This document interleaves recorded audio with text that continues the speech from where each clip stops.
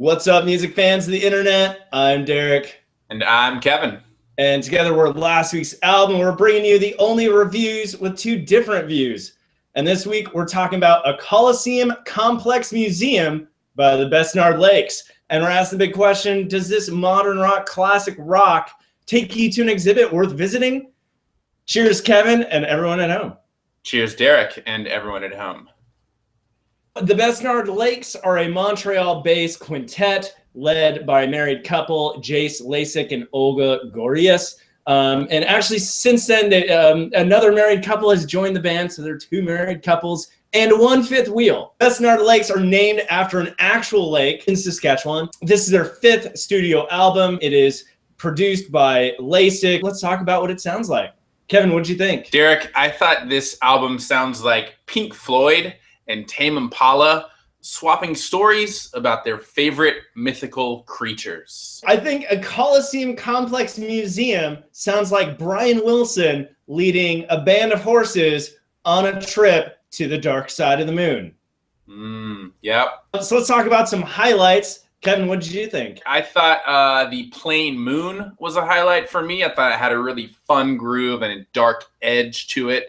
I thought Tungsten for the Refugee is a great electric jam. Even though it's only 8 songs, I thought they were all really meaty and dense tracks, so it still feels like a full album. And I read rather, that the lyrics reference older lyrics and older songs, so I thought that was a nice treat for really big fans of this band to sort of tap into that and discover those along the way.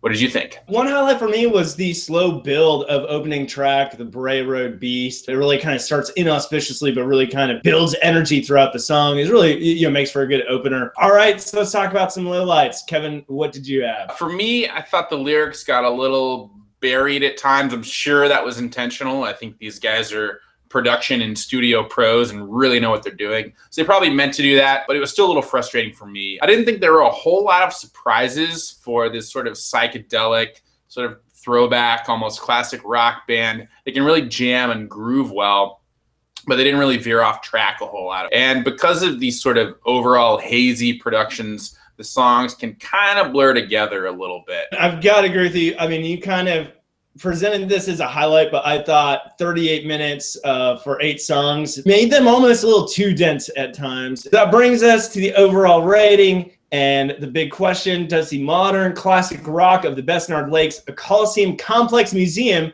take you to an exhibit worth visiting? Kevin, why don't you start us off? I think yes. It actually feels like a great album to listen to while you're visiting a museum. I think these psychedelic jams would probably work really well as you're looking at some interesting art or sculptures or performances. Overall, rating-wise, I think, these guys are known as a band who believe in the studio as an instrument, and you can definitely hear that. The band said the album and the museum that it's named after is supposed to be this for madmen only club where you go in and things aren't quite as they seem.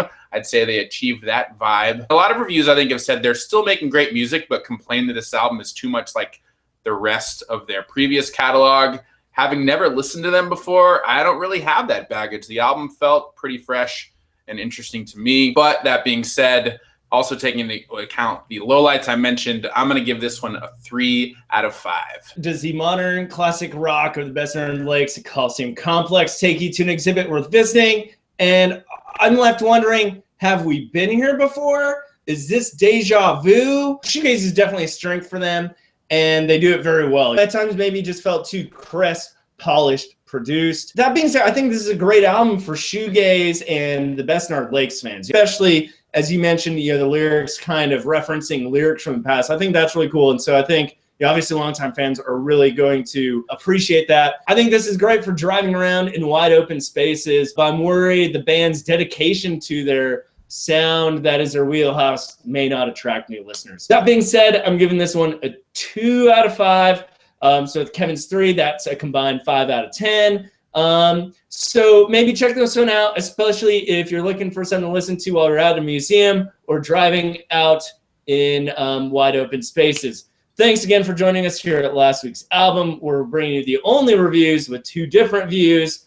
Don't forget to subscribe, shout out to the podcast, and we'll see you again next time. As always, I'm Derek. And I'm Kevin. Cheers, guys.